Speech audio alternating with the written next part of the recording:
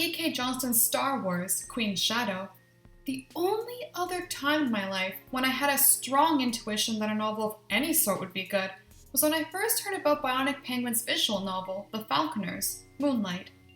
My intuition was so strong, in fact, that I wasn't sure I wanted to even test the waters with their demo first before purchasing the full game. I ultimately decided not to jump the gun and treat the game as fairly as I have others in the past that offer demos. I downloaded the demo and, regrettably, left to collect pixel dust along with a whole archive of other games I'd yet to touch. Life got in the way, and I had so many other projects I needed to tackle before I could finally sit down and find out whether my instincts were correct. I'm kicking myself for not just buying the thing right away.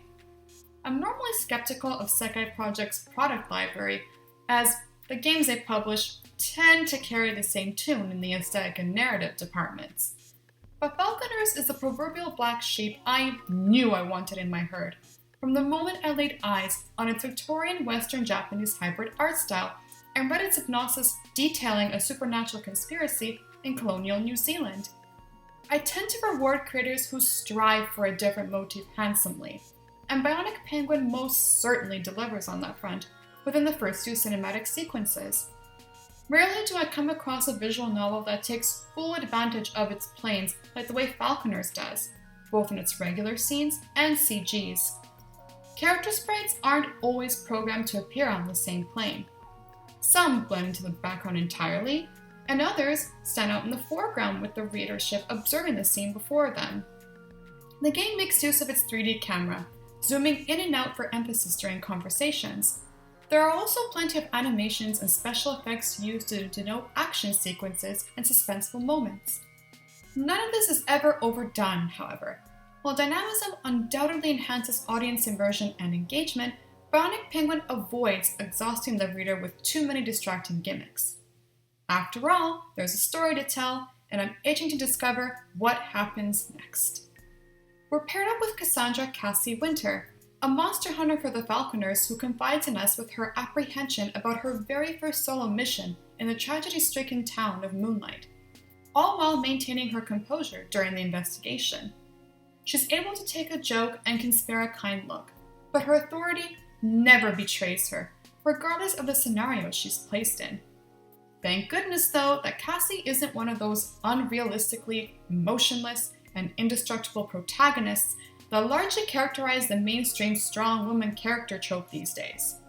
Her narration is a look into her intuitive thought process, not just an unbiased evaluation of what's happening around her. It also helps that she's surrounded by equally as compelling characters who, like her, all have an amusingly macabre sense of humor, but are nonetheless equipped with their own personalities and backstories that keep us on our toes. My personal rule of thumb, which mirrors Cassie's, is to always suspect everyone in the beginning.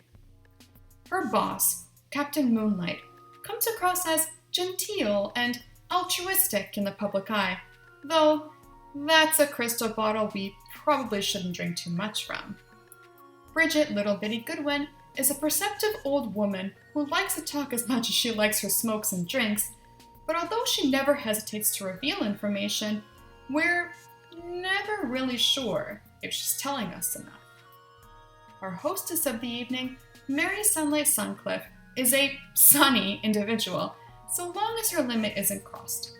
And finally, what is a thriller without a cunning gambler mistaken for a Casanova like Guremu Weka Jones?